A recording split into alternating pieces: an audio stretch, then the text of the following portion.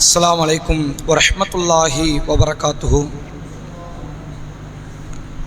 அல்ஹம்துலில்லாஹி ரப்பில் ஆலமீன் வஸ்ஸலாத்து வஸ்ஸலாமு அலா ரசூலில்லாஹி வ ஆலிஹி வ ஸஹ்பிஹி அஜ்மாயின். கண்ணியத்திற்கும் பெருமதிப்பிற்கும் உரிய எல்லாம் வல்ல அல்லாஹுவின் நல்லடியார்களே, அல்லாஹுடைய பேரருளால் ரமலான் மாதத்தினுடைய 22 நோன்புகளை நிறைவு செய்தவர்களாக லைலத்துல் கத்ர் இரவாக இருப்பதற்கு சாத்தியப்படக்கூடிய 23வது இரவின் இரவு தொழுகையை நிறைவேற்றியவர்களாக நாம் அனைவரும் இந்த சபையிலே ஒன்று திரண்டிருக்கிறோம். தொடர்ச்சியாக அல்லாஹுவின் அழகிய படைப்பு மனிதன் என்கிற தலைப்பின் கீழ் மனிதனுடைய வெவ்வேறுபட்ட மாறுபட்ட குணாதிசயங்களையும் அதில் சில குணங்கள் எப்படி அவனிடத்தில் நீங்காமல் இருக்கிறது என்பதையும், ஒரு சில குணங்கள் அது மனித குலத்திற்கு எவ்வளவு பெரிய பாதிப்பை ஏற்படுத்துகிறது என்பதை குறித்த தகவலை தொடர்ச்சியாக நாம் அறிந்து கொண்டு வருகிறோம். அந்த அடிப்படையில் நேற்றைய தினம், அதற்கு முந்தைய தினம் மனிதன் பெரும் நன்றி கெட்டவனாக இருக்கிறான். தன்னை படைத்த இறைவனுக்கும் சரி, தன்னோடு வாழக்கூடிய சக மனிதர்களுக்கும் சரி, அதிகமான நேரத்தில் செய்த உதவிகளை மறந்து நன்றி கெட்டவனாக மனிதன் வாழ்கிறான் என்பதை நாம் அறிந்தோம். அதன் தொடர்ச்சியாக இன்றைய தினத்தில் மனிதனை குறித்து அல்லாஹ் ரப்புல் ஆலமீன் சொல்கிற இன்னொரு முக்கியத்துவம் வாய்ந்த ஒரு வார்த்தை திருக்குர்ஆனிலே நீங்கள் பார்க்கலாம். அல்லாஹ் சொல்கிறான், 14வது அத்தியாயம் சூரா இப்ராஹிம் 34வது வசனத்திலே அல்லாஹ் சொல்கிறான், வஆதாக்கும் மின் குல்லி மா சஅல்துமூஹு, நீங்கள் அல்லாஹ்விடத்தில் எதையெல்லாம் கேட்டீர்களோ அது அனைத்தையும் அல்லாஹ் உங்களுக்கு தந்தான். வ இன் தஉது நிஅமத்தல்லாஹ், அல்லாஹ்வுடைய அருளை நீங்கள் என்ன நினைத்தால் லா துஹ்ஸூஹா, அதை உங்களால் எண்ணி முடிக்க முடியாது. இன்னல் இன்சான லலூமன் கஃபார், மனிதன் இருக்கிறானே அவன் பெரும் அநியாயக்காரனாகவும் நன்றி கெட்டவனாகவும் இருக்கிறான் என்று அல்லாஹ் சொல்கிறான். இப்ப நன்றி கெட்டவனை பற்றிய செய்திகளை நம்ம நேற்றைய தினத்தில் பார்த்தோம். அல்லாஹ் கூடுதலாக இந்த வசனத்தில் என்ன வார்த்தை பயன்படுத்துகிறான்? மனிதன் மிகப்பெரிய அநியாயக்காரன், அவனுடைய அநீதி செயல் என்பது எல்லா இடத்திலும் இருக்கிறது என்பதைத்தான் மார்க்கம் நமக்கு சொல்லித் தருகிறது. அநீதினா என்ன என்று கேட்டால், தான் வாழ வேண்டும், தான் நலமாக இருக்க வேண்டும் என்ற எண்ணத்தில் பிறரை குழி தோண்டி புதைப்பதற்கு கூட தயங்க மாட்டான் இந்த மனிதன். இப்படிப்பட்ட பண்பாடு கொண்டவன் இவன். நம்ம எல்லாருக்குமே ஃபிரௌனை பத்தி தெரியும். அவன் ஆட்சி கவிழக்கூடாதுங்கிறதுக்கு அவன் என்ன செஞ்சான்? ஒரு கூட்டத்தை அடிமைப்படுத்தினான். அடிமைப்படுத்தப்பட்ட கூட்டத்தில் இருந்த ஆண் குழந்தைகளை எல்லாம் கொன்றான். அதை காலகாலமாக நிறைவேற்றி கொண்டு வருகிறான் இந்த காரியத்தை. அப்ப என்ன காரணம்? என்னுடைய ஆட்சி பறிக்கப்படக்கூடாது, என் ஆட்சி பறிக்கப்படக்கூடாதுன்னா நான் எந்த எல்லைக்கும் போவேன். ஃபிரௌன் ஒரு பெரும் அநியாயக்காரன், நல்லா அப்படித்தான் அடையாளப்படுத்துகிறான். இதுகப் இலா ஃபிரௌன் இன்னஹு தகா, நபி மூசா அவர்களே ஃபிரௌனிடத்தில் செல்லுங்கள், அவன் வரம்பு மீறியவனாக இருக்கிறான் என்று அல்லாஹ் சொல்லி அனுப்புகிறான். ஃபிரௌன் மட்டும்தான் அநியாயக்காரனா? ஃபிரௌனை போன்று ஆட்சி பீடத்தில் அமைந்தவர்களும் அநியாயக்காரர்களாக இருக்கிறார்கள். அல்லது யாரெல்லாம் இன்றைக்கு அதிகாரம் கிடைக்கவில்லையோ அந்த இடத்தில் உள்ளவர்களும் அநியாயக்காரர்களாக இருக்கிறார்கள். ஒவ்வொரு சமுதாயத்தில் உள்ள ஆண்கள் ஒரு பக்கம் அநியாயக்காரர்கள், பெண்கள் ஒரு பக்கம் அநீதி இழைப்பவர்கள், சமுதாயத்திற்கு சமுதாயம் இந்த அநியாயத்தை வித்தியாசமான மனப்பான்மையில் செய்து கொள்ளக்கூடிய மக்கள் இருக்கிறார்கள். ரசூலுல்லாஹ் இந்த அநியாயகரமான காரியத்தை குறித்து ஒரு இடத்திலே சொல்லுகிறார்கள். இறைவன் சொல்லுவதாக ரசூலுல்லாஹ் சொன்ன ஒரு வார்த்தை சஹீஹ் முஸ்லிமினுடைய 2577வது நபிமொழி. யா இபாதி, அல்லாஹ் சொல்றான், யா இபாதி, என் அடியார்களே, இன்னி ஹர்ரம்து லுல்ம அலா நஃப்ஸி, எனக்கு நானே அநியாயத்தை தடை செய்து கொண்டேன். நான் என்ன செய்ய மாட்டேன்? யாருக்கு நான் அநீதி இழைக்க மாட்டேன். வஜஅல்துஹு பைனக்கும் முஹர்ரமன், உங்களுக்கும் அதை ஹராமாக்கி விட்டேன். ஃபலா தலாலமு, நீங்கள் அநீதி இழைத்து விடாதீர்கள். நீ வாழணும்னு அடுத்தவனை கெடுத்துறாத, அடுத்தவனை நாசப்படுத்திடாத, அடுத்தவன் சொத்தை திருடிடாத, அடுத்தவனை ஏமாற்றி விடாதே, அடுத்தவனுக்கு துரோகம் செய்து விடாதே, நீ நல்லா இருக்கணும்னு இன்னொருத்தர் என்ன செஞ்சிடாத, குழி தோண்டி புதைத்து விடாதே. நான் யாரையும் இப்படி பண்ண மாட்டேன், உங்களுக்கும் அதை நான் தடை விதித்திருக்கிறேன் என்று மனித குலத்திற்கு அல்லாஹ் ரப்பல் ஆலமீன் சொல்கிறான். அதே போன்ற ரசூலுல்லாஹ் சொன்ன இன்னொரு செய்தி சஹீஹ் முஸ்லிமுடைய 2578வது நபிமொழி. நபி அவர்கள் சொன்னார்கள், இத்தக்குல்லா லுல்ம், மக்களே அந்த அநீதி விஷயத்திலே நீங்கள் அல்லாஹ்வை பயந்து கொள்ளுங்கள். இத்தக்குல் லுல்ம், அல்லாஹ்வை பயந்து கொள்ளுங்கள். ஃபஇன்னல் லுல்ம லுலுமாத்தி யௌமல் கியாமா, நீ செய்கிற அநியாயம் இருக்கிறதே மறுமையில் அது பல இருள்களாக காட்சி தரும். சாதாரணமாக கடனை வாங்கிட்டு ஏமாத்திட்டு போயிருப்பீங்க, அல்லாஹ் மறுமையில் பிடிச்சிருவான். ஒரு ஜான் நிலத்தை நீங்கள் ஒருவரிடத்தில் அபகரித்து இருப்பீர்கள், அல்லாஹ் பிடிச்சிருவான். ஒரு வியாபாரம் செய்வீர்கள், 10 ரூபா பணத்தை திருடி வச்சிருப்பீங்க, அல்லாஹ் பிடிச்சிருவான். ஏதோ ஒரு மனிதனிடத்தில் இருந்து பணத்தையோ பொருளாதாரத்தையோ ஏதோ ஒரு காரியத்தை அபகரித்து ஏமாற்றி திருடி பொய் சத்தியம் செய்து நீங்கள் உங்களை லாபகரமாக மாற்றி இருப்பீர்கள். இதுவெல்லாம் அநியாயகரமான காரியம். மறுமையில் மனிதர்கள் செய்த அநியாயங்கள் இருக்கிறதே அது அல்லாஹ்விடத்தில் பல இருள்களாக காட்சி தரும் என்று அல்லாஹ்வுடைய தூதர் அவர்கள் சொன்ன செய்தியை நம்மால் பார்க்க முடிகிறது. ரசூலுல்லாஹ் தொடர்ச்சியாக சொன்ன இன்னொரு செய்தி சஹீஹ் புகாரியுடைய 6952வது நபிமொழி. நபி அவர்கள் சொன்னார்கள், உன்சுர் அகாக்க லாலிமன் அவ் மதுலூமன், மக்களே உங்கள் சகோதரன் அநீதி செய்தாலும் சரி அநீதி இழைக்கப்பட்டாலும் சரி அவனுக்கு நீங்கள் உதவி செய்யுங்க. நாங்கள் ரசூலுல்லாஹ் என்ன சொல்றாங்க, உங்கள் சகோதரனுக்கு உதவி செய்யுங்கள், அவன் அநியாயம் பண்ணாலும் உதவி பண்ணு, அநியாயம் பண்ணப்பட்டாலும் நீ உதவி செய் என்று கேட்டார்கள். அப்ப சஹாபாக்கள் கேட்கிறாங்க, அல்லாஹ்வுடைய தூதரே அநீதி இழைக்கப்பட்டவனுக்கு உதவி பண்ணலாம். ஒரு ஆள் ஒருத்தர் ஏமாத்திட்டு போயிட்டான், இப்ப ஏமாந்த அழுதுக்கு நிக்கிறான், தலையில கை வச்சுக்க நிக்கிறான், அவனுக்கு ஏதாவது உதவி பண்ணலாம். அநியாயம் பண்ணவனுக்கு என்ன உதவி பண்ண முடியும்? அவன் பணத்தை வாங்கி பாதுகாக்க முடியுமா? அவனை தப்பிக்க வைக்க முடியுமா? அவனுக்கு என்ன உதவி செய்ய அப்படின்னு கேட்கிறாங்க. ரசூலுல்லாஹ் சொன்னார்கள், அநீதி இழைக்கப்பட்டவனுக்கு உதவி பண்றல்ல, இந்த அநியாயத்தை தடுப்பதுதான் அநீதி செய்தவனுக்கு நீ செய்யக்கூடிய உதவி. ஒருத்தன் அநியாயம் பண்ண போறான், பாவம் செய்ய போறான், அடுத்தவனை ஏமாத்த போறான், அதை நீ தடுத்து நிறுத்து, இது அவனுக்குமான உதவி, அவனை பாவத்தில் விழவிடாமல் தடுக்கக்கூடிய உதவி என்று அல்லாஹ்வுடைய தூதர் அவர்கள் சொன்னார்கள்.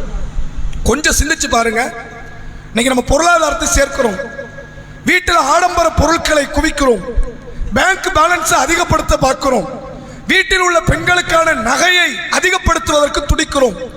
நம்ம வாழ போறது 60 வருஷம் கேரண்டியே இல்லை, ஆனா 100 வருஷத்துக்கு திட்டமிடல் இருக்கிறது. இவ்வளவு பெரிய பொருளாதார சிந்தனை இருக்கக்கூடிய நமக்கு இந்த பொருளாதாரம் யாரையாவது அடித்து பிடுங்கியதா, யாருக்காவது மோசடி செய்ததா, யாரையேனும் ஏமாற்றியதா, யாருக்கேனும் கள்ளக்கபடங்கள் கள்ளத்தனத்தை செய்து இந்த பணத்தை சேர்த்ததா என்று என்றைக்காவது நாம் சிந்தித்திருக்கிறோமா? நபி அவர்கள் சொன்னார்கள், ஒரு காலம் வரும் ஹலாலா ஹராமா என்பதை பற்றி சிந்திக்காத ஒரு காலம். பணம் வருது, மாத ஊதியங்களை பெறுகிறோம், ஒவ்வொரு முறையும் பணத்தை பெறக்கூடிய நாம் இந்த பணம் ஹலாலா, அல்லாஹ் ஏற்றுக்கொள்ளக்கூடியது தானா, அல்லது யாருக்கேனும் அநீதி இழைத்து இந்த பணத்தை பெற்றிருக்கிறோமா என்று என்னைக்கா நாம் சிந்திச்சிருக்கிறோமா? கொஞ்சம் யோசிச்சு பாருங்க. ரசூலுல்லாஹ் இதைத்தான் அநியாயங்கிறாங்க. எது அநியாயம்? அடுத்தவனை ஏமாற்றி அடுத்தவனுக்கு பல்வேறு விதமான இடையூறுகளை சங்கடங்களை தந்து பணத்தை சேகரித்து வாழக்கூடிய பண்பாடு இருக்கிறது, இது அநியாயம். விட்டு கொடுத்து அந்த பொருளாதாரம் நமக்கு நேர்மையற்றதாக மாறிவிடுமோ என்ற எண்ணத்தில் அதை விடுகிற மனநிலை இன்றைக்கு மக்கள்கிட்ட இருக்குதா? அதில் நியாயம் கற்பிக்கிற இடத்துல உண்டு. சில இடத்துல பார்க்கலாம், மார்க்க ஃபத்வாக்கள் கேட்க வருவாங்க. யாருக்கிட்ட? மார்க்க அறிஞர்களிடத்தில். இது கூடுமா கூடாதா, ஹலாலா ஹராமா இப்படின்னு கேள்வி வரும். இது ஹலாலா இது ஹராமான்னு கேட்டா தப்பு இல்லை. நான் வட்டி வாங்குறேன், இது ஹலாலா ஹராமா? நான் இப்படி ஒரு பழக்கடை வச்சிருக்கிறேன், அழுகன பழத்தையும் விற்கிறேன், மக்கள்கிட்ட சொல்லாம விற்கிறேன், இது ஹலாலா ஹராமா? இப்படி கேள்வி வராது. நீங்க பாருங்க, கேள்வி எப்படி வரும் என்று கேட்டால், இதே ஊர்ல பார்த்த பல நிகழ்வுகள் பல முறை கேள்வி வரும். எப்படி வரும் தெரியுமா? அவர்கள் அந்த காரியத்தில் ஈடுபடக்கூடியவர்களாக இருப்பார்கள். கேள்வியில தாங்கள் செய்த தவறை மறைச்சிருவாங்க. ஊர்ல எல்லாரும் இப்படி பண்றாங்க, நான் கொஞ்சம் நியாயமா நடக்கிறேன், நான் எப்படி நடக்கிறேன், கொஞ்சம் நியாயமா நடக்கிறேன், இருந்தாலும் இதை விட்டாலே எனக்கு வீட்டில் வழி கிடையாது. ஒரு காரியம் ஹலாலா ஹராமன்னு கேட்டு முடிக்கணும்ல, அலிம் சாட்ட விளக்கம்லாம் கொடுப்பாங்க. நான் ரொம்ப வறுமையில் இருக்கிறேன், ரொம்ப கஷ்டத்தில் இருக்கிறேன், இந்த வேலையெல்லாம் விட்டா என் குடும்பம் பெரிய பாதிப்பு அடைஞ்சிரும், இப்போ சொல்லுங்க இது ஹலாலா ஹராமா? எது கேள்வி அதை கேட்கணும்ல. நீங்க யதார்த்தம் எல்லா இடங்களிலும் பார்க்கலாம். எத்தனையோ பல காரியம் இந்த ஊர்ல சில அநியாயகரமான நிகழ்வுகள் நடக்கும். குறிப்பா சொன்ன பாருங்க, இந்த முக்கில் இருக்கிற வீடு கட்டுறது, அந்த ஒரு ஜான்ல தான் பிரச்சனை நடக்கும். எதுல நடக்கும்? ஒரு ஜான். அல்லாஹ் இவருக்கு 100 அடியில வீடு கொடுத்திருப்பான், ஆழம் 100 அடி நீளம் 100 அடிலாம் கொடுத்திருப்பான்ல. அதுல நிறைய எதுல நிறையும்? தான் அண்ணன் கிட்ட, தம்பி கிட்ட, அக்கா கிட்ட, தங்கச்சி கிட்ட ஒரு ஜான் நிலத்துல அடிக்கிற கொள்ள இருக்குத, அதான் வயிறு நிரம்பும். கோர்ட் வரைக்கும் போயாச்சு, பத்திரத்தை ரெடி பண்ணியாச்சு, சாதகமா தீர்ப்பு வந்துருச்சு. அந்த ஒரு ஜான்ல தான் பிரச்சனை. எங்க பிரச்சனை? அடுத்தவனை அடித்து பிடுங்கி அதை சேகரித்து விட்டு மார்க்கத்தினுடைய ஃபத்வாக்களை கேட்கக்கூடியவர்கள் உண்டு. கடனை வாங்குவார்கள், நல்ல வக்கனையாக பேசி கடனை வாங்கிவிட்டு கடனை அடைக்காமல் ஏமாற்றி விடுவார்கள். அதற்கு மார்க்க தீர்ப்புகளை கேட்கக்கூடிய மக்கள் உண்டு. சமுதாயத்தில் நீங்கள் பார்க்கலாம், இந்த ஊர்ல ஒரு வழக்கம் உண்டு. ஒரு கடைக்கு போய் உட்கார்றாங்கன்னு, இங்க வியாபாரத்துக்காக கடை எடுப்பாங்க. இந்த கடையில் நான் பழக்கடை வைக்க போறேன், மளிகை கடை வைக்க போறேன், காய்கறி கடை வைக்க போறேன், ஏதோ ஒரு கடை வாங்கியாச்சு. வாங்கும் போது என்ன பண்ணுவாங்கன்னா, இதுக்கு முன்னாடி கடையில் ஒருத்தர் இருந்திருப்பார்ல, அவர்கிட்ட அமௌண்ட்டை கொடுத்து வாங்கியிருப்பாங்க. இப்போ என்ன பண்ணுவாங்க, இவங்க கடையை காலி பண்ண போறாங்கன்னு இங்க இதே மாதிரி அல்லது இதை விட கூடுதலான அமௌண்ட்டை அடுத்த ஆள்கிட்ட எதிர்பார்ப்பாங்க. இது என்ன முறை? இது என்ன பண்பாடு? அட்வான்ஸ் கொடுக்கணுங்கிறது கடையுடைய ஓனர் கொடுப்பாரு. கடையுடைய அந்த முழு முதலாளியா ஒருத்தர் இருப்பாரு, கட்டுமானத்துக்கு முதலாளி, அவர்கிட்ட அட்வான்ஸ் கொடுப்பாங்க, அட்வான்ஸ் வாங்குவாங்க. இந்த ஊருடைய நடைமுறை நீங்கள் பார்க்கலாம். சில இடத்துல பார்க்கலாம், நிலத்துடைய ரேட்டை ஏற்றி விட்டுருவாங்க. அப்படி ரேட்டே இருக்காது. என்ன செய்வாங்க, அந்த நிலம் அதிகமாக விற்கப்பட வேண்டும், அல்லது நம்ம வாங்கிறதுக்கு முன்னாடி அடுத்து வாங்கிடக்கூடாது. 10 லட்சம் ரூபாய் லேண்ட 20 லட்சம் நீ வாங்கிறாத, நிலத்துடைய ரேட்டை ஏத்துறது. சில இடத்துல பண்ணுவாங்க, நிலத்து ரேட்டை குறைப்பாங்க, குறைச்சு நல்ல நிலன்றுவாங்க. பார்த்தா என்ன ஆகும், அந்த தண்ணி நல்லா இருக்காது, அந்த இடம் சூழ்நிலை சரி இருக்காது, மோசமான இடமா இருக்கும். நல்ல இடம் என்று சொல்லி ஏமாற்றி விட்டு விடுவார்கள். இப்படி சமுதாயத்தில் இந்த ஊர்ல மட்டும் ஏராளமான மோசடி, பொருளாதாரத்தை காரணம் வைத்து பிறரை அபகரித்து ஏமாற்றி பொருளாதாரத்தை சுரண்டக்கூடிய நிகழ்வு என்பது சமுதாயத்தில் நிறைய நடக்கும். சில இடத்துல பாருங்க, திருமண நிகழ்வுல மாப்பிள்ளை ஒரு வேலை செய்ய மாட்டான், பொருளாதாரம் தேட மாட்டான், ஏராளமான பாவங்கள் ஒழுக்கத்துக்கு விரோதமா இருக்கும். நல்ல மாப்பிள்ளைன்னு சொல்லி கட்டி கொடுத்துருவாங்க. பொண்ணே அதே மாதிரி. பொண்ணு கிட்ட நீங்க பாத்தீங்கன்னா, வீட்டினுடைய வேலைகள் செய்யாது, கட்டுப்படாது, கணவனிடத்தில் ஏராளமான எதிர்பார்ப்புகளோடு வரும். கேட்டா எப்படி, ரசூல்லா பேத்தி மாதிரி காட்டுவாங்க, இபாதத்தில் பெரிய ஆளு, ஆயிஷா நாயகி மாதிரிலாம் ஒழுக்கமா இருப்பாங்க, ரொம்ப கண்ட்ரோலா இருப்பாங்க, அப்படி எல்லாம் சொல்லி பெண்ணை திருமணம் முடித்து கொடுத்து ஏமாற்றி விடுவார்கள். இப்படி மனித வாழ்க்கையில் சமுதாயத்தில் நீங்கள் பார்க்கலாம், ஏராளமான அநியாயங்களை, அக்கிரமங்களை பொருளாதாரத்தை காரணம் வைத்தோ இன்ன பிற நிகழ்வை காரணம் வைத்தோ ஏமாற்றக்கூடிய இடத்தில் மக்கள் இருக்கிறார்கள். ரசூல்லா ஒரு முறை தெருக்கல்ல நடந்து போறாங்க. ஒரு வியாபார மனிதர் தானிய குவியலை வைத்துக் கொண்டிருக்கிறார் வியாபாரம் பண்றதுக்காக. அன்றைய கால நடைமுறை எப்படி இருக்கும் அப்படின்னா, வந்து பார்த்து சோதிச்சு வாங்க மாட்டாங்க. இப்ப இன்னைக்குமே பாருங்களேன், ஒரு 20 வருஷத்துக்கு முன்னாடி எல்லா பொருளையும் சோதிச்சு வாங்கணும். இப்ப சோதிக்கிறதே கிடையாது. இல்ல, ஆன்லைன்ல பாக்குறோம், இந்த பொருள் ஒரு 10 பொருளை டிக் பண்ணி ஆர்டரை போட்டுட்டு பிளேஸை வந்து தூக்கி தன்னுடைய லொகேஷனை போட்டு விட்டுருவாங்க, அமௌண்ட்டை போட்டுருவாங்க, பொருள் வரும். இவன் ஐபோன் ஆர்டர் பண்ணிருப்பான், செங்கல் வரும், வந்திருக்கு. அப்படிலாம் நிறைய நிகழ்வுகள் நடந்திருக்கு. இவன் உயர்ந்த ஒரு பொருளை கட்டிருப்பான், மட்டகரமான பொருளை கொடுத்திருப்பான், இவன் கேட்டது வேற பிராண்டு, வந்தது வேற பிராண்டு. எவ்வளவோ அநியாயம் நடக்கல. ரசூல்லா காலத்தில் அநியாயம் நடக்கும். எப்படி நடக்கும்னு கேட்டா, சில செல்வந்தர்கள் வருவார்கள், வியாபார பொருளை பார்ப்பாங்க, சோதிச்சு பார்க்க மாட்டாங்க. பார்த்துட்டு என்ன பண்ணுவாங்க, நல்லா இருக்க பொருள் வீட்டுக்கு அனுப்பி வச்சிரு, இந்த காசை அப்படின்னு கொடுத்துட்டு போயிருவாங்க. ஒரு வியாபாரி என்ன பண்றாரு, தானிய குவியில வைத்திருக்கிறார். ரசூல்லா போகும்போது வித்தியாசமா ஏதோ பார்க்கிறாங்க, திடீர்னு கையை தானிய குவியலுக்குள்ள விடுறாங்க. ரசூல்லா நாட்டின் ஆட்சியாளர், எதனால் இன்செப்ஷன் பண்ணலாம், எதை வேண்டுமானாலும் சோதிக்கலாம், ரசூலுல்லாஹ்க்கு உரிமை இருக்கிறது, தகுதி இருக்கிறது. உடனே கையை தூக்கி உள்ள விடுறாங்க. உள்ள விட்டுட்டு கையை எடுக்கிறாங்க, கை ஈரமா இருக்கு. என்ன அர்த்தம், ஈரமான தானியத்தை உள்ள வச்சிருக்கிறாரு. மேல என்ன பண்ணிட்டாரு, காய்ந்த தானியத்தை அப்படி மேல பரப்பி போட்டாரு. வெளியிருந்து பார்க்கிறவனுக்கு என்ன தெரியும், எல்லாம் நல்லா இருக்கு தானியம், மொத்தமா விலை பேசிட்டு போயிருவான். இவர் வீட்டுல கொண்டு போய் தானியத்தை வச்சுட்டு வந்துருவார். வச்சுட்டு என்ன பண்ணுவாரு, அது தண்ணி போச்சுன்னா நான் பொறுப்பாக முடியுமா, நீங்க பார்த்து வாங்கும்போது நல்லா தானே இருந்துச்சு, என்னத்தையாவது போய் சொல்வது. அப்ப நபி அவர்கள் கேட்கிறாங்க, அந்த ஈரமானதை தூக்கி வெளியே வைக்கலாம்ல, ஈரம் உள்ள இருக்கு, உன்கிட்ட இருக்கும் போது ஈரம் இருக்கு, அவன்கிட்ட போய் இல்லை, கஸ்டமர்கிட்ட போயிட்டா ஈரம் இருக்குது, நுகர்வோர்ட்ட போகல, பொருளுக்குரிய ஒன்றை தான் இருக்குது. அப்ப ஈரமானதை தனியா காஞ்ச தனியா வைக்கலாம்ல, இதுல என்ன மோசடித்தனம், ஈரமானதை உள்ள வைக்கிற, காஞ்சதை வெளியே வைக்கிற. ரசூலுல்லாஹ் சொன்னாங்க, மன் கஷனா ஃபலைஸ மின்னா, நம்மை ஏமாற்றுகிறானே அவன் நம்மை சார்ந்தவனே கிடையாது, நீ முஸ்லிமே கிடையாதுங்கிறாங்க ரசூலுல்லாஹ். நீங்கள் ஏமாற்றி ஒரு பொருளை விற்றால் அது எந்த பொருளா இருக்கட்டும், அது அற்பமா இருக்கலாம், ஒரு முட்டையா இருக்கலாம், ஒரு சாதாரண சாக்லேட்டா இருக்கலாம், ஏமாற்றி ஒரு பொருளை நீங்கள் விற்பீர்களே ஆனால், நம்மை மோசடி செய்வீர்களே ஆனால், ஒரு இஸ்லாமியனை ஒரு மனிதனை நீங்கள் ஏமாற்றுவீர்களே ஆனால் நீங்கள் ஒரு முஸ்லிமே கிடையாது என்று அல்லாஹ்வுடைய தூதர் அவர்கள் சொன்னார்கள். கொஞ்சம் யோசிச்சு பாருங்க, எத்தனையோ பேர் தங்கள் முதலாளிகளுக்கு கீழே வேலை பார்க்கக்கூடிய மக்கள் உண்டு. கம்பெனியில் போய் வேலை பார்ப்பாங்க, தொழில் ஹராம்னு தெரியும், தன் முதலாளி ஏமாற்றுகிறார் என்று தெரியும், தன் முதலாளி எவ்வளவு பல கயமத்தனமான காரியத்தை செய்கிறார் என்று தெரியும். அதை கண்டிக்காமலும் தன் பொருளாதாரத்தை விரிவுபடுத்துவதற்காக வாய் மூடி மௌனமாக இருந்து அந்த வேலையை தொடரக்கூடிய மக்களும் இருக்கிறார்கள். இவ்வளவு அநியாயம், இவ்வளவு என்னது அநியாயகரமான காரியம். ஆனால் ரசூலுல்லாஹ் சொன்ன சில வரலாற்று நிகழ்வு உங்களுக்கு சொல்றேன் பாருங்க. பணத்து மேல உங்களுக்கு ஆசையே கிடையாது. நான் சொல்லக்கூடிய இந்த 2 நிகழ்வு என்ன கிடையாது, பணத்தின் மீது ஆசை கிடையாது, அல்லாஹ் மறுமையில் என்ன பிடிச்சிருவானோங்கிற பயம் மட்டும்தான் அவங்களுக்கு உண்டு. அதுல ஒரு முக்கியமான ஒரு சம்பவம் என்றால், ரசூலுல்லாஹ் சொல்றாங்க, ஒரு காலம் ஒரு 3 நபர்கள் போய்கிட்டு இருக்கிறாங்க. திடீரென்று மழை பொழிகிறது. அந்த மழையிலிருந்து தற்காத்துக் கொள்வதற்காக ஒரு குகைக்குள்ளே போய் ஒளிகிறார்கள். அவர்கள் 3 பேர் என்ன பண்றாங்க, குகைக்குள்ள போய் ஒளிகிறாங்க. திடீரென்று ஒரு பாறை உருண்டு வருகிறது. இவங்க உள்ள இருக்கிற நேரம் அந்த பாறை உருண்டு அந்த குகையினுடைய வாயிலை அடைத்து விடுகிறது. இவங்களால வெளியே போக முடியாது. குர்ஆன்ல ஒரு குகைவாசியை பத்தி பேசுது, அது வேற, இது வேற குகைவாசிகள். இவங்க ரொம்ப நேரம்ல இல்ல, உள்ள வராங்க, மாட்டிக்கிட்டாங்க. 3 பேர் அல்லாஹ்ட்ட துஆ செய்றாங்க, பேசிக் கொள்கிறார்கள். 3 பேர் என்ன பேசுறாங்க, நம்ம வாழ்க்கையில எதையாவது ஒரு நல்ல காரியம் பெருசா பண்ணியிருப்போம். உண்மையிலே எல்லார் வாழ்க்கையில இருக்கும், எல்லார் வாழ்க்கையில என்ன இருக்கும், ஏதாவது ஒரு பரிசுத்தமான பெரிய அமல் ஒன்று இருக்கும்.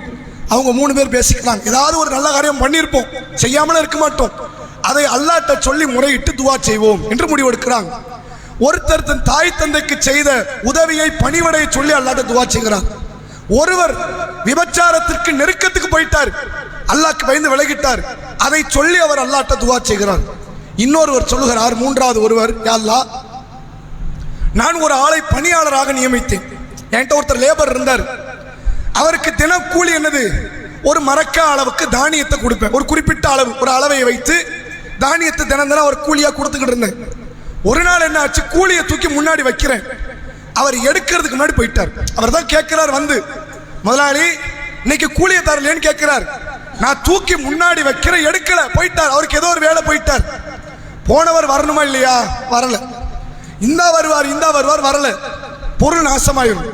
நான் இதை என்ன செஞ்சேன், ஒரு என்னுடைய நிலத்தில் இதை தூக்கி நான் பயிரிட்டேன். அந்த தானியத்தை அப்படியே பயிரிட ஆரம்பித்தேன், தனி கணக்காக்கிட்டேன். அதை என்ன ஆக்கிட்டேன், என் கணக்கு தனி, நான் தனியா பயிரிடுறேன், நான் தனியா வேலை பார்க்கிறேன், அது தனி. இதை மட்டும் வச்சு தனியா பிசினஸ் பண்ண ஆரம்பிக்கிறேன். அதுல இருந்து விளைஞ்சு வருது, அதை அறுவடை செய்கிறேன், அதை விற்கிறேன், பொருளாதாரம் வருது. ஆடு மாடு ஒட்டகம் மாதிரி நிறைய காரியத்தை வாங்குறேன். அதுக்கு சில பணியாளர்களை நியமிக்கிறேன், மறுபடி போட்டு அதை வளர்த்து கொண்டே இருக்கிறேன். ஒரு நாள் அந்த ஊதியத்தை பெறுவதற்கு ரொம்ப நாள் கழிச்சு அந்த பணியாளர் வரார். அந்த என்ன கேட்கிறாரு, அவர் எதுக்கு போனாரோ தெரியல, போனவருக்கு என்ன நெருக்கடியோ தெரியல.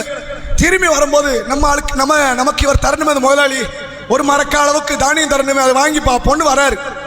வந்து என்ன பண்றாரு, அல்லாஹ் மீது சத்தியமாக எனக்கு தர வேண்டியதை அநியாயம் பண்ணாம தந்துருன்னு கேட்கிறாரு. அவர் வச்ச வார்த்தை என்ன, அநியாயம் பண்ணாம எனக்கு என்ன தரணுமோ நீ தா அப்படின்னு கேட்கிறாரு. நம்மளா இருந்தா என்ன பண்ணுவோம், நான் அன்னைக்கே கொடுத்தேன் தரமாட்டேன்னு சொல்ல வாய்ப்பு இருக்கு. அதையும் தாண்டி ரப்புக்கு பயந்தா என்ன செய்வோம், சரி தருவோன்னு சொல்லி அதே மரக்க அளவுக்கு எடுத்து கொடுப்போமா இல்லையா தானியத்தை. இவர் என்ன பண்றாருன்னா, அந்த நிலத்தில் விளைந்திருக்கக்கூடிய தானியம், இந்த ஆடு மாடு ஒட்டகம், அதனுடைய பணியாளர்கள், இவைகள் அனைத்தும் உனக்கு தான் சொந்த, நீ எடுத்துட்டு போங்கிறாரு. அவருக்கு ஆச்சரியம், இந்த ஆள் நம்மளை கிண்டல் அடிக்கிறார் போல அப்படின்ட்டு என்ன கேட்கிறாரு, எனக்கு தேவையில்லாம கிண்டல் அடிக்காத, என் பொருளை மட்டும் எடுத்து வைக்கிறார். முதலாளி சொல்றாரு, இல்ல அல்லாஹ் மீது ஆணையா அத்தனை ஓம் பொருள் தான், ஓம் பொருளை வச்சுதான் நான் விவசாயம் செஞ்சேன், அதை தனி கணக்கு வச்சேன், அதிலிருந்து கிடைத்த பரக்கத்து இது, அது உனக்கு சொந்தம்னு அந்த பரக்கத்து உனக்கு தான் சொந்தம், நீ எடுத்துட்டு போன்ட்டார். அல்லாஹ் மீது ஆணையாக இதுல எதையுமே நான் திருப்பி கேட்க மாட்டேன், எடுத்துட்டு போ. அவர் மொத்தத்தை எடுத்துட்டு போனார். இவர் அல்லாஹ்ட்ட துஆ செய்கிறார், யா அல்லாஹ், உன் திருப்தியை நாடி இதை நான் செய்து இருந்தால் என்னஸ்தா, இந்த குகையிலிருந்து எங்களை காப்பாற்றி என்று கேட்கிறார். அல்லாஹ் அந்த பாறை உருண்டோட செய்கிறான், 3 தோழர்களை அல்லாஹ் காப்பாற்றினான் என்று யாரு சொல்றா? ரசூலுல்லாஹ் சொன்னாங்க. கொஞ்சம் யோசிச்சு பாருங்க, இவர் தானே உழைச்சார், இவருடைய அறிவு, இவருடைய வேலை, இவர் உழைப்பு, இவர் ராப்பகலா இருந்து கஷ்டப்பட்டது. ஆனால் இது ஒருவேளை அநியாயமா மாறிடுமோ, நான் நஷ்டவாளியாக மாறிவிடுவேனோ என்ற பயம் மொத்த சொத்தையும் தூக்கி கொடுக்கிறார் என்றால் இதுதான் மனிதர்களுக்கு செய்யக்கூடிய அநியாயத்தில் இருந்து ஒரு மனிதர் தப்பிக்கக்கூடிய காரியம். இன்னொரு சம்பவத்தை பாருங்க. ரசூலுல்லாஹ் சொல்றாங்க, முற்காலத்தில் நடந்தது, ரசூலுல்லாஹ் காலத்துக்கு முன்னாடி நடந்தது. ஒரு இறை நம்பிக்கை கொண்ட ஒரு அடியார், ஒரு முஸ்லிமான மனிதர், அவர் தான் லேண்டை விற்கிறார். என்ன பண்றாரு? தனக்கான ஒரு லேண்ட் இருக்குது, அந்த லேண்டை விற்கிறார், இன்னொரு முஸ்லிம்கிட்ட விற்கிறார். பேசியாச்சு, கரையம் பேசி முடிஞ்சாச்சு. அன்றைய காலத்தில் பத்திரம்லாம் கிடையாது. இவர் லேண்டை விற்கிறார், அவர் லேண்டை வாங்குறார். வாங்கினவர் என்ன பண்றாரு? பூமியை தோன்றார். அவர் எதுக்கோ தோண்டி இருக்கிறார், விவசாயம் பண்ணவோ வீட்டை கட்டவோ என்னத்துக்கோ தோண்டி இருக்கிறார். உள்ள ஒரு பொருளை பார்க்கிறார், பெட்டி மாதிரி. திறந்து பார்த்தா அதுல ஏராளமான பொருளாதாரம், செல்வம், தங்கம் எல்லாம் இருக்கு. என்ன பண்ணி இருக்கணும்? நம்மளா இருந்தா என்ன பண்ணி இருப்போம்? நான் லேண்டை வாங்கியாச்சு, பத்திரம் இருக்கு. இந்த லேண்ட் யாருக்கு சொந்தம்? எனக்கு தான் சொந்தம். லேண்டுக்கு கீழே இருக்கிற பணம் யாருக்கு தான் சொந்தமா இருக்கும்? அதுவும் எனக்கு தான் சொந்தம். வாங்கியாச்சா இல்லையா? அவ்வளவு விவரமா பேசுற ஆளா இருந்தா முதல்ல எடுத்துட்டு போயிருக்கணும். நீ கொடுத்துட்டிய, கணக்கு முடிஞ்சிச்சு, வாயை திறக்கவே மாட்டோம் நம்ம. இவர் என்ன பண்றாரு? நேர கொண்டு போய் அந்த பணத்தை வைக்கிறார். நிலத்தை தான் வாங்கின, பணத்தை வாங்கல, பணத்தை எடுத்து கண்டார். இவருக்கு இப்பதான் விவரம் புரியுது. ஒருவேளை கொடுத்தவர் இடத்த நம்ம இருந்தா என்ன பண்ணிருப்போம்? அல்ஹம்துலில்லாஹ், நல்ல மனுஷன் பாய், உங்களுக்காண்டி கண்டிப்பா நான் அடுத்த ஹஜ்ஜுக்கு போனா உங்களுக்கு துவா செய்யறேனா இல்லையான்னு பட்டு பாருங்க. அல்ஹம்துலில்லாஹ் வாங்கி தூக்கி உள்ள வச்சிருப்போம். அவர் என்ன பண்ணிட்டாரு? எனக்கு இந்த பணம் சொந்தம் கிடையாது, லேண்டை வைக்கும் போது இது நான் வித்துட்டேன். உள்ள இருக்குன்னு எனக்கு தெரியாது, உள்ள இருக்குன்னு எனக்கு கிடையாது, எனக்கு தெரியாது. தெரிஞ்சிருந்தா நான் எடுத்திருப்பேன், தனி கதை. இப்ப தெரியல. வித்ததுக்கு அப்புறம் வாங்கினது அநியாயம் ஆவாதா? நான் தான் வித்துட்டேனே, வித்ததுக்கு அப்புறம் எப்படி எடுக்க முடியும்? எனக்கு இந்த பணம் வேண்டாங்கிறார். ஒரு காலத்துல எப்படி சண்டை நடந்திருக்குன்னு பாருங்க. பணம் யாருக்கு சொந்தம்னு சண்டை இல்ல, எனக்கு வேண்டாம் எனக்கு வேண்டாம் 2 பேருக்கு சண்டை. பணத்து வேண்டான்னு சொல்லி, பொருளாதாரம் வேண்டாம் என்று சொல்லி. என்ன காரணம்? உனக்கு நான் அநியாயம் பண்ணிடுவோமோன்னு இவருக்கு கவலை, இவருக்கு நான் அநியாயம் பண்ணிடுவோமோன்னு அவருக்கு கவலை. 2 பேருடைய அநீதி இழைத்து விடக்கூடாது என்கிற எண்ணம் பணத்தை வேண்டாம்னு சொல்லி சண்டை போடுறாங்க. அந்த ஊர்ல ஒரு நபர் இன்னொரு முஸ்லிமை கூப்பிடுறாங்க, நடுவராக அவரை கூப்பிட்டு தீர்ப்பு கொடுக்குறாங்க. யாருக்கு பணம்? அவர் ஒரு ரொம்ப சிம்பிளான ஒரு காரியத்தை சொன்னார், 2 பேரும் பயன்பெறட்டும். அவர் நியாயத்தை உணர்றார். இவர் எடுத்தாலும் தப்பு கிடையாது, அவர் எடுத்தாலும் தப்பு கிடையாது. 2 பேரும் பயன்பெற என்ன செய்யலாம்? உங்களுக்கு பிள்ளைகளும் இருக்குதா? ஒருத்தருக்கு பொம்பளை பிள்ளை இருக்கு, ஒருத்தருக்கு பையன் இருக்கு. 2 பேரும் கட்டி கொடுங்க, 2 பேருக்கு பணத்தை கையில கொடுத்துருங்க. உங்க பிள்ளை தான் அனுபவிக்கப்பது, வேற யாரும் அனுபவிக்கல. இது அநியாயம் கிடையாது என்று அவர் ஒரு தீர்ப்பை அளித்தார் என்று அல்லாஹ்வுடைய தூதர் அவர்கள் சொன்னார்கள். கவனிங்க, ஒரு பணம் எனக்கு வேண்டான்னு சண்டை. சண்டை எதுக்கு? பணம் வேணும்னு இல்லை. நீங்கள் சமுதாயத்தில் பார்க்கலாம், இந்த நிலம் எனக்கு சொந்தம், இந்த பணம் எனக்கு சொந்தம், எங்க வாப்பா எனக்கு தான் கொடுத்தாரு, எங்க உம்மா எனக்கு தான் கொடுத்தாங்க, என் பாட்டனார் எனக்கு தான் எழுதி வச்சாரு என்று இல்லாத காரியத்தை சொந்தம் கொண்டாடக்கூடிய மக்கள் இருக்கிற இந்த சூழ்நிலையில் ஒரு காலத்தில் தனக்கு உரியது என்று வரும்போது கூட அதை தட்டி விடுகிற இடத்தில் மனித சமுதாயம் வாழ்ந்தார்கள், முஸ்லிம்கள் வாழ்ந்திருக்கிறார்கள். ரசூலுல்லாஹ் அநியாயம் எவ்வளவு பெரிய இடத்துல வரும் ஒரு மனிதனுக்கு பிரச்சனைங்கிறத மட்டும் பாருங்க. ஒரு யுத்த களம் முடியுது. இறுதியாக இந்த செய்தியை சொல்லி நிறைவு செய்கிறேன். ஒரு யுத்த களம் முடியுது. முடிஞ்சதுக்கு அப்புறம் பல பேர் அதுல கொல்லப்பட்டிருக்கிறாங்க. பல பேர் என்ன இருக்கிறாங்க? யுத்த களத்துல கொல்லப்பட்டு இருக்கிறார்கள். கொல்லப்பட்டவர்களில் ஒரு நபரை பார்த்து சஹாபாக்கள் சொல்றாங்க, இவர் சொர்க்கவாசிங்கிறாங்க. யுத்த களத்துல கொல்லப்பட்ட சொர்க்கவாசி இல்லையா? சொர்க்கவாசியால மாற்றமே கிடையாது. அவர் அல்லாஹ்வுக்காக தான் போயிருக்கிறார், அவர் தற்கொலை எல்லாம் பண்ணல. அல்லாஹ்க்காக போயிருக்கிறாரு, அல்லாஹ்க்காக தான் உயிரை விட்டுருக்காரு. சொர்க்கம் தான் எண்ணம், சொர்க்கம் தான் இலக்கு, மாற்றம் இல்லை. சஹாபாக்கள் சொல்றாங்க இவர் சொர்க்கவாசி. ரசூலுல்லாஹ் சொல்றாங்க இல்லை, இவர் நரகவாசின்ட்டாங்க. ஷஹீதானது உண்மை, போலி ஷஹீதெல்லாம் கிடையாது. பெருமைக்காகலாம் சாகல, அல்லாஹ்க்காக தான் செத்திருக்கிறார், ஷஹீதாகி இருக்கிறார். ஆனால் ரசூலுல்லாஹ் சொன்னாங்க இவர் நரகவாசினாங்க. ஏன் நரகவாசி ஆனார் தெரியுமா? இந்த யுத்த களத்தில் இருந்து ஒரு செய்தியில போர்வைன்னு வருது, ஒரு செய்தியில செருப்புன்னு வருது. என்ன எடுத்திருக்கிறாரா? அந்த யுத்தத்தில் ஒரு சாகிறதுக்கு முன்னாடி கனிமத்து பொருள்ல இருந்து ஒரு போர்வை எடுத்து வச்சுக்கிட்டார், ஒழிச்சு வச்சுக்கிட்டார். நம்ம சண்டை போடுறோம், நமக்கு கிடைக்காமையா அப்படின்னு எடுத்துக்கிட்டார். உண்மையிலே ரசூலுல்லாஹ்ட்ட வந்து பங்கு பிரிக்கும் போது அவருக்கு போர்வையோட கூட கூட கிடைக்கலாம், அப்படிதானே? அல்லது செருப்பை விட கூடுதலாக கிடைக்கலாம். அவருக்கு பார்த்தோன்னே மனசு பிடிச்சி போச்சு, தூக்கி தான் கூட பொருளை வச்சாச்சு. வைத்த நிலையில் அவருக்கு மௌத்து வந்துருச்சு, ஷஹீதாக்கப்படுகிறார். ரசூலுல்லாஹ் சொன்னாங்க, அநியாயகரமாக இந்த பொருளை எடுத்த காரணத்தினால் அல்லாஹ்வின் பாதையில் கொல்லப்பட்டவர் இவர். இவர் எங்க போறாரு? நரகம் போகிறார். நாங்கள் ரசூலுல்லாஹ். ஒரு மனிதர் வரார், ரசூலுல்லாஹ் வந்து கேட்கிறார், அல்லாஹ்வுடைய தூதரே, நான் யுத்த களத்தில் கலந்து கொள்கிறேன், புறமுதுகிட்டு ஓடல, பயப்படல, அல்லாஹ்க்காக துணிஞ்சு நிற்கிறேன், நன்மை எதிர்பார்த்து பொறுமையாக நின்று யுத்த களத்திலே நான் கொல்லப்பட்டால் நான் சொர்க்கம் செல்வேன் நான் கேட்டாங்க. ரசூலுல்லாஹ் சொல்றாங்க, பயப்படாமல் நின்று துணிந்து நின்று அல்லாஹ்வுடைய நன்மை எதிர்பார்த்து பொறுமையாக நின்று நீ கொல்லப்பட்டா நீ சொர்க்கவாசின்னு சொல்லி அனுப்பியாச்சு. அவர் போயிட்டார். ரசூலுல்லாஹ் அவர் கூப்பிடுறாங்க, வாங்க நீங்க கேட்டதை மறுபடி கேளுங்கிறாங்க. அவர் மறுபடி கேட்கிறார், நான் புறமுதுகிட்டு ஓடவில்லை, பயப்படல, நன்மை எதிர்பார்க்கிறேன், பொறுமையா இருக்கிறேன், நான் யுத்த களத்தில் கொல்லப்படுகிறேன், நான் சொர்க்கமா? ரசூலுல்லாஹ் அதே வார்த்தை திருப்பி சொல்றாங்க, ஆமா, புறமுதுகிட்டு ஓடாமல் துணிச்சலாக நின்று பொறுமையாக இருந்து நன்மை எதிர்பார்த்து இல்ல தைன் கடனை தவிர உங்களுக்கு இருந்தால் மட்டும்தான் யுத்த களத்தில் கொல்லப்பட்ட உங்களுக்கு சொர்க்கம். நாங்கள் ரசூலுல்லாஹ். என்ன அர்த்தம்? மனிதர்களுக்கு நீங்கள் அநீதி இழைத்த நிலையில் ஷஹீதாவே ஆனாலும் அல்லாஹ் உங்களை பிடிச்சிருவான், தோலை உரிச்சிருவான். மறுமை நாளில் அல்லாஹ் ரப்புல் ஆலமீன் எல்லா விதமான பாவம் செய்தவர்களுக்கு ஒரு வித்தியாசமான போக்கு கையாளுவான். எப்படி கையாளுவான்? விபச்சாரம் பண்ணியா நரகம் போன்றுவான், மது அருந்தினியா நரகம் போன்றுவான், தொழுகை விட்டியா நரகம் போன்றுவான். இல்லைன்னா அவன் நாடுனா மன்னிப்பான். அவன் நாடுனா என்ன செய்வான்? விபச்சாரம் பண்ணவனுக்கு மன்னிப்புண்டு, மது அருந்தவனுக்கு மன்னிப்புண்டு, தொழுகை விட்டவனுக்கு மன்னிப்புண்டு. ஏன்?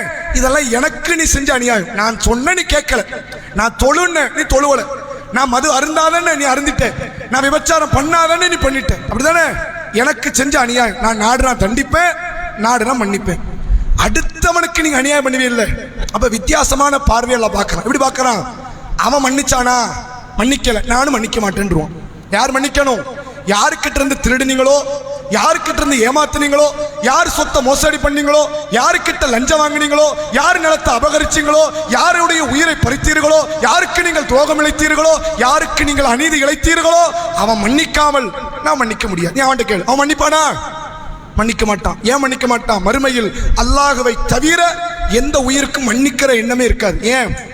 அல்லாஹ் ரப்புல் ஆலமீனுக்கு நரகங்கிற பயம் கிடையாது, அல்லாஹ்வுக்கு மேல ஒரு ஆற்றல் கிடையாது. அவன் தான் ஆளுமை, அவன் தான் அரசன், அவன் தான் பெரும் சக்தி. அவன் மன்னிப்பான், தண்டிப்பான்.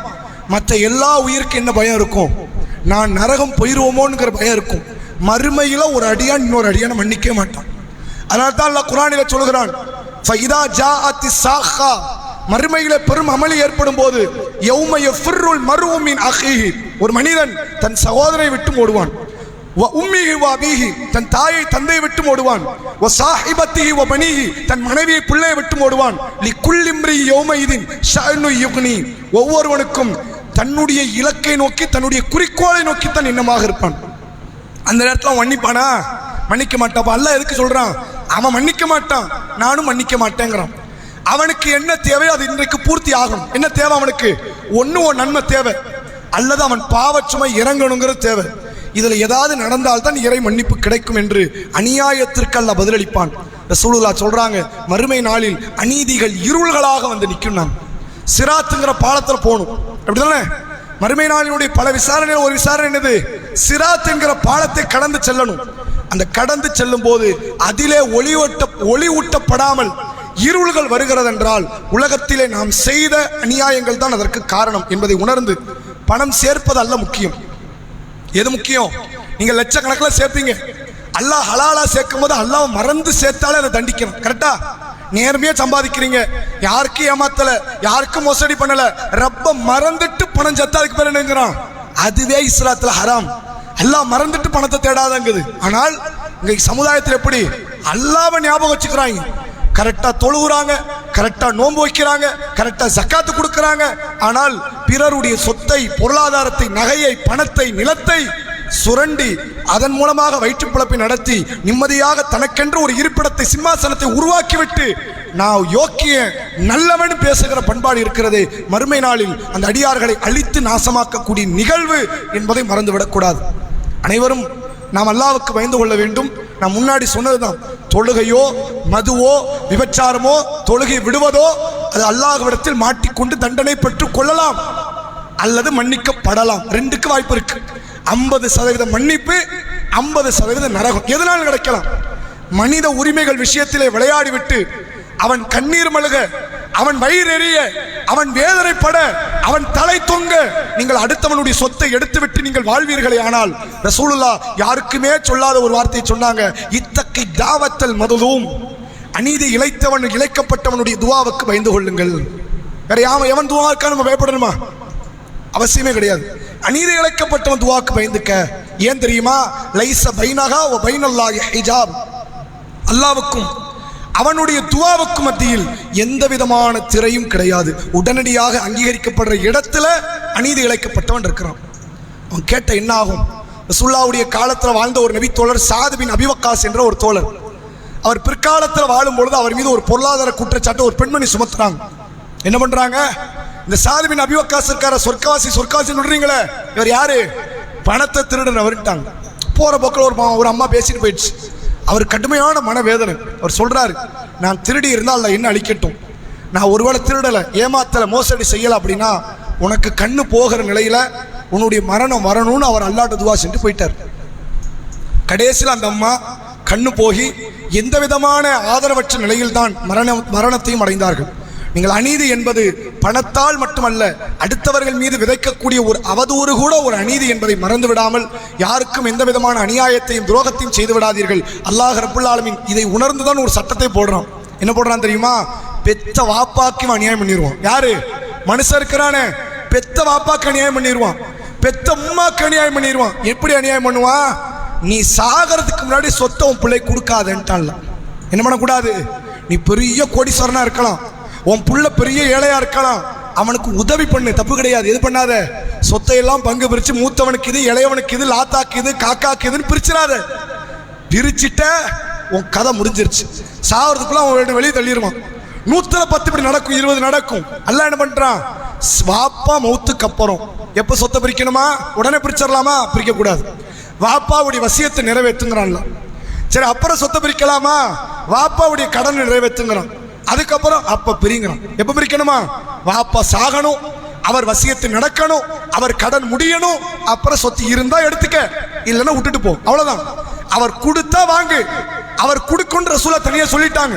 பிள்ளைங்களை எப்படி பண்ணிடாதீங்க, வெறுங்கையோட விட்டுட்டு போயிடாதீங்கன்ட்டாங்க. அதை தாண்டி இருந்தா வாங்கிக்க, இல்லைன்னா என்ன பண்ணாத, வாங்கக்கூடாது, வாங்க முடியாது. அவ்வளவுக்கு மார்க்கம் சொல்லுது. ஏன் பிள்ளைய கூட நம்ப கூடாதுங்குது? ஏன்னா மனுஷன் அநியாயக்காரன். வாங்குற வரைக்கும் வாப்பா வாப்பான்னு பல்ல காட்டுவான். எங்க வாப்பா எப்படிப்பட்டவர் தெரியுமா, எங்க உம்மா எவ்வளவு தங்கம் தெரியுமா, பொம்பளை பிள்ளையில வந்து நிற்க, ஆம்பளை பையனும் வந்து நிற்பான். நீ சொத்தை பிரிச்சு கையில கொடுத்துட்ட, காத்தா பறந்துடும், போயிடுவான். வாப்பா வீட்டை பேரை எழுதி கொடுத்துருவார் பையனுக்கு பொண்ணுக்கும். நாளைக்கு பத்தலம் மாறினதுக்கு அப்புறம் வருவான், நீ வெளியே இறங்குன்றுவான். வீடு எனக்கு, நடுவில் செவர வைக்க போறேன், வீட்டை இடிச்சு கட்ட போறேன், உயிரை வாங்காம வெளியே போன்றுவான். மனிதன் அநியாயக்காரன். அதை உணர்ந்து அல்ல சட்டம் போடுறான். கடன் வாங்குறவன் இருக்கிறானே, நீ கரெக்டா எழுதி வச்சுக்க. வாங்குறவன் ஏமாத்திடுவான், கொடுக்கிறவன் ஏமாத்திடுவான். கரெக்டான முறையில் வார்த்தை எழுது. யார் வார்த்தையை சொல்லணும்?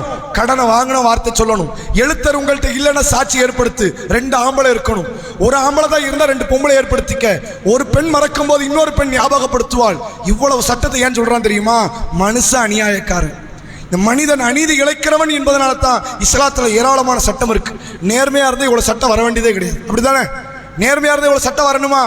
அவசியமே கிடையாது. அதை உணர்ந்து எல்லா நேரங்களிலும் மனித குலத்திற்கு, பிற மனிதர்களுக்கு நேர்மையானவர்களாக வாழ்ந்து மரணிக்கக்கூடிய நன்மக்களாக வல்ல இறைவன் நம் அனைவரையும் ஆக்கியருள் புரிவானாக. வாஹிரு தஅவானா அல்ஹம்துலில்லாஹி ரப்பில் ஆலமீன். அஸ்ஸலாமு அலைக்கும் வரஹ்மத்துல்லாஹி.